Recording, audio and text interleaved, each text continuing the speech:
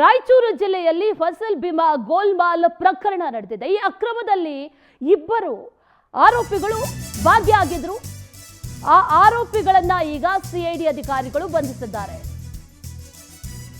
ಅಕ್ರಮದಲ್ಲಿ ಭಾಗಿಯಾದ ಮಾಡಗಿರಿ ಗ್ರಾಮ ಲೆಕ್ಕಾಧಿಕಾರಿ Mallayya, computer operator ಆಗಿದ್ದಂತ Akshay Kumar ಇಬ್ಬರನ್ನು ಕೂಡ ಬಂಧನ ಮಾಡಲಾಗಿದೆ. ಗ್ರಾಮ ಲೆಕ್ಕಾಧಿಕಾರಿ ಮಲ್ಲಯ್ಯ, ಕಂಪ್ಯೂಟರ್ ಆಪರೇಟರ್ ಅಕ್ಷಯ್ ಕುಮಾರ್ ಇಬ್ಬರನ್ನು ಕೂಡ ಬಂಧಿಸಿದ್ದಾರೆ. ಶುಕ್ರವಾರ ಇಬ್ಬರನ್ನು ಕೂಡ ಬಂಧಿಸಿ ಜಿಲ್ಲಾ ಕಾರಾಗೃಹಕ್ಕೆ ಸಿಐಡಿ ಕಳಿಸಿದ್ದಾರೆ ಅನ್ನುವಂತ ಮಾಹಿತಿ ಈಗ ಲಭ್ಯ ಆಗ್ತಾ ಇದೆ.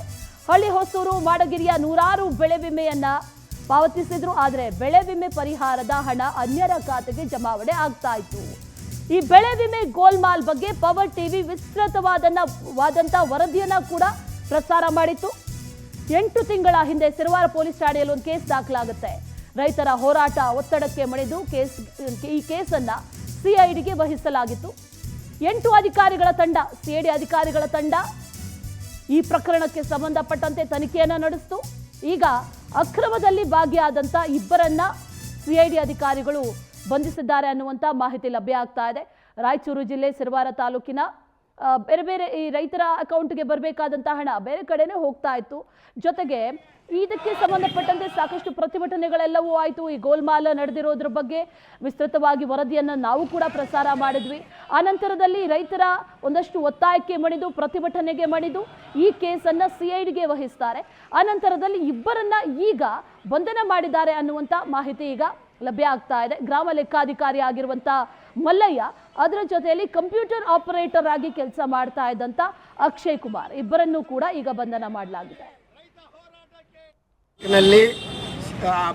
ಫಸಲ್ ಬಿಮಾ ಯೋಜನೆ ದುಡ್ಡು ಕಟ್ಟಿದ್ರೆ, ಕೆಲವು ಕೃಷಿ ಇಲಾಖೆಯಲ್ಲಿ ಇದೆಲ್ಲ ಕಟ್ಟಿದರೆ ಇವತ್ತಿನ ದಿನ ರಾಯಚೂರು ಜಿಲ್ಲೆಯನ್ನು ಸಂಪೂರ್ಣ ಬರಗಾಲ ಎಂದು ಘೋಷಣೆ ಮಾಡಿದರೂ ಕೂಡ ಇದುವರೆಗೆ ಯಾವೊಬ್ಬ ರೈತರಿಗೆ ಫಸಲ್ ಬಿಮಾ ಯೋಜನೆ ಸಿಕ್ಕಿಲ್ಲ.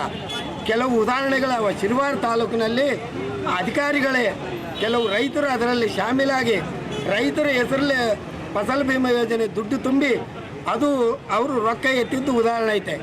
ಮತ್ತು ಮಾನ್ವಿ ತಾಲೂಕಿನಲ್ಲಿ ಇನ್ನೊಂದು ಮೊನ್ನೆ ಜಾಲಹಳ್ಳಿ ದೇವದುರ್ಗ ತಾಲೂಕಿನಲ್ಲಿ ಇಂಥ ಒಂದು ನಮ್ಮ ಹತ್ರ ಬಂದಿದ್ದು ಶಿರವಾರ, ಮಾನ್ವಿ ಮತ್ತು ದೇವದುರ್ಗ, ಜಾಲಹಳ್ಳಿಯಲ್ಲಿ ಅವು ಅಷ್ಟು ಕೂಡ ನಾವು FIR ಮಾಡಿದ್ದೀವಿ. 2 ಕೇಸ್ ಮಾನ್ವಿದಂತೂ ಸಿರವಾರದ್ದು ಈಗ ಆಲ್ರೆಡಿ ಸಿಒಡಿಗೆ ತನಿಖೆ ಕೊಟ್ಟಿದ್ದಾರೆ. ಅಲ್ಲ ಸಿಒಡಿ ಮತ್ತಷ್ಟು ಡೀಟೇಲ್ಸ್ ಅನ್ನ ನೀಡ್ತಾರೆ ನಮ್ಮ ಪ್ರತಿನಿಧಿ ನೀಲಕಂಠ ಸ್ವಾಮಿ, ದೂರವಾಣಿ ಸಂಪರ್ಕದಲ್ಲಿದ್ದಾರೆ. ನೀಲಕಂಠ ಸ್ವಾಮಿ, ಗಮನಿಸ್ತಾ ಇದ್ದೀವಿ ಈ ಕೇಸ್ಗೆ ಸಂಬಂಧಪಟ್ಟಂತ ತನಿಖೆ ನಡೀತು. ಈಗ ಇಬ್ಬರು ಅರೆಸ್ಟ್ ಆಗಿದ್ದಾರೆ. ಡೀಟೇಲ್ಸ್ ಕೊಡೋದಾದ್ರೆ ನೀಲಕಂಠ ಸ್ವಾಮಿ.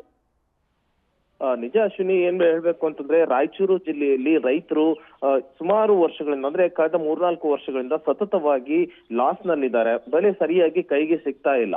ಒಂದು ಕಡೆ ಅತಿವೃಷ್ಟಿ ಅನಾವೃಷ್ಟಿಯಿಂದ ಬೆಳೆ ಹಾಳಾಗ್ತಾ ಇತ್ತು. ಇಂಥ ಸಂದರ್ಭದಲ್ಲಿ ನಮಗೆ ಅನುಕೂಲ ಆಗ್ಲಿ ಅನ್ನೋ ಕಾರಣಕ್ಕೆ ಇಲ್ಲಿ ರೈತರು ಬೆಳೆಗಳಿಗೆ ವಿಮೆಯನ್ನ ಮಾಡಿಸ್ತಾ ಇದ್ರು. ಅದು ಪ್ರಧಾನಮಂತ್ರಿ ಫಸಲ್ ಬಿಮಾ ಯೋಜನೆ ಅಡಿಯಲ್ಲಿ ಕೃಷಿ ಇಲಾಖೆ ಆರಂಭದಲ್ಲಿ ಈ ಒಂದು ಯೋಜನೆ ಬಗ್ಗೆ ಸಾಕಷ್ಟು ರೀತಿಯಲ್ಲಿ ಪ್ರಚಾರ ನೀಡಿ ರೈತರಿಗೆ ಈ ಒಂದು ಯೋಜನೆಯಲ್ಲಿ ವಿಮೆಯನ್ನ ಕಟ್ಟೋದಕ್ಕೆ ಪ್ರಚಾರ ಮಾಡುತ್ತೆ.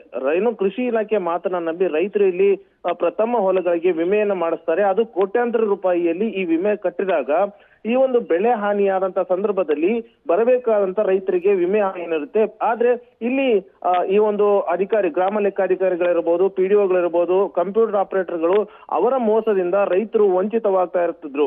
ಅಂದ್ರೆ ಕೋಟ್ಯಾಂತರ ರೂಪಾಯಿ ಇಲ್ಲಿ ಸಾಕಷ್ಟು ರೀತಿಯಲ್ಲಿ ಯಾವುದೇ ವಿಮೆ ಪಾವತಿ ಮಾಡದೇ ಇರ್ತಕ್ಕಂಥವ್ರ ಖಾತೆಗೆ ಮತ್ತು ಹೊಲಗಳೇ ಇಲ್ಲದೆ ಇರ್ತಕ್ಕಂಥ ಏನು ವಿಮೆ ಕಟ್ಟದೇ ಇರುವಂತಹ ಹೊಲಗಳು ಇಲ್ಲದೆ ಇರುವಂತಹವರ ಖಾತೆಗಳಿಗೆ ಇಲ್ಲಿ ಹಣ ಹೋಗ್ತಾ ಇತ್ತು. ಸುಮಾರು ಕೋಟ್ಯಾಂತರ ರೂಪಾಯಿ ಇಲ್ಲಿ ಇಂತಹ ಅವ್ಯವಹಾರ ನಡೆದಿತ್ತು. ಇದಕ್ಕೆ ಸಂಬಂಧಪಟ್ಟಂತೆ ಪವರ್ ಟಿವಿಯಲ್ಲೂ ಕೂಡ ಸಾಕಷ್ಟು ರೀತಿಯಲ್ಲಿ ವರದಿ ಬಿತ್ತನೆ ಮಾಡೋ ಮುಖಾಂತರ ಜಿಲ್ಲಾಡಳಿತಕ್ಕೆ ಕಣ್ಣು ತರಿಸಿತ್ತು. ಈ ಸಂದರ್ಭದಲ್ಲಿ ಸಾಕಷ್ಟು ರೀತಿಯಲ್ಲಿ ರೈತರುಗಳು ಕೂಡ ಹೋರಾಟ ಮಾಡಿದ್ರು. ಆ ಸಂದರ್ಭದಲ್ಲಿ ಜಿಲ್ಲಾಡಳಿತ ಎಚ್ಚೆತ್ತುಕೊಂಡು ಈ ಒಂದು ತನಿಖೆಯನ್ನ ಸಿಐಡಿಗೆ ವಹಿಸಿತ್ತು. ಸಿಐಡಿ ಅಧಿಕಾರಿಗಳು ಸುದೀರ್ಘವಾಗಿ ಇಲ್ಲಿ ಎಷ್ಟರ ಮಟ್ಟಿಗೆ ಅಂದ್ರೆ ಯಾರಿಗೂ ಕೂಡ ಗೊತ್ತಾಗದೇ ಇರೋ ರೀತಿಯಲ್ಲಿ ಅನ್ಯಾಯ ನಡೀತಾ ಇತ್ತು. ಈಗ ಅದಕ್ಕೆ ಸಂಬಂಧಪಟ್ಟಂತೆ ಇಬ್ಬರನ್ನ ವಶಕ್ಕೆ ಪಡೆದು ಮತ್ತೆ ತನಿಖೆಯನ್ನ ಮಾಡ್ತಾ ಇರ್ತಕ್ಕಂಥದ್ದು. Ashwini. Okay Neelakanta Swamy, thank you ಡೀಟೇಲ್ಸ್ಗೆ.